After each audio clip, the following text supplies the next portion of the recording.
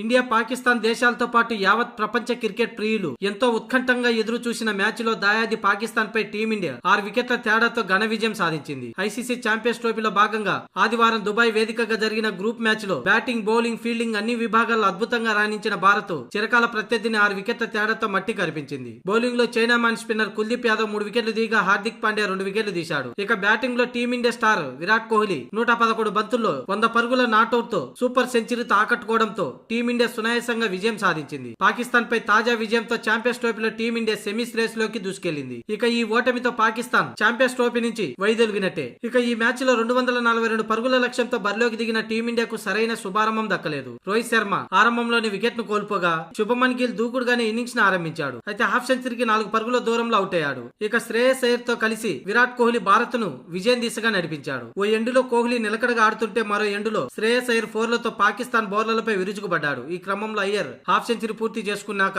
కుజ్దిల్ bowling లో out అయ్యాడు. అనంతరం క్రీజ్ లోకి వచ్చిన హార్దిక్ పాండ్యా 8 పరుగులే చేసి అవుట్ కాగా ఇక అక్షర్ పటేల్ తో కలిసి భారత్ కు చివరి వరకు క్రీజ్ లో ఉండి విరాట్ కోహ్లీ విజయాన్ని అందించాడు. పాకిస్తాన్ బౌలర్లో షాహీన్ అఫ్రీది 2 వికెట్లు దిగా అబ్రార్ కుజ్దిల్ చెరో 1 వికెట్ పడగొట్టారు. అంతకుముందు టాస్ గెలిచి తొలుత బ్యాటింగ్ చేసిన పాకిస్తాన్ 49.4 ఓవర్లలో 241 పరుగులకి ఆల్అౌట్ అయింది. Pakistan top order batter Saud Shakeel 68 పరుగులు చేసి పాక్ లో టాప్ ఆర్డర్ గా నిలిచాడు. ఇక మహమ్మద్ రిజ్వాన్ 46 పరుగులు చేసి పర్వాలేదనిపించాడు. ఒకనొక దశలో పాకిస్తాన్ బ్యాటర్లకి టీమిండియా స్పిన్నర్ల నుంచి పరుగులు రాబట్టడం పెద్ద కష్టమైపోయింది. ఈ క్రమంలోనే భారీ స్కోరు సాధిస్తుందనుకున్న సమయంలో వరుస వికెట్లను కోల్పోయి ఆ జట్టు 241 పరుగులకి ఆల్అౌట్ అయింది. ఇక ఆ లక్ష్యాన్ని భారత్ 4 వికెట్లు కోల్పోయి ఛేదించింది. ఇక విరాట్ కోహ్లీ 111 బంతుల్లో తన సెంచరీ చేయడంతో వన్డేల్లో 51 వన్డే సెంచరీ మార్కుని కింగ్ కోహ్లీ అందుకున్నాడు. అలాగే ఈ మ్యాచ్ ద్వారా 14,000 పరుగుల మేలిరాయిని అందుకున్నాడు. మొత్తానికి Virat Kohli one man show చూపించాడు. టీమిండియాకు అవసరమైన చోట ఇలాంటి విధ్వంసకర ఇన్నింగ్స్ ఆడడంలో విరాట్ కోహ్లీ దిట్ట. అలాంటి ఇన్నింగ్స్ ఇప్పుడు పాకిస్తాన్ పై ఆడి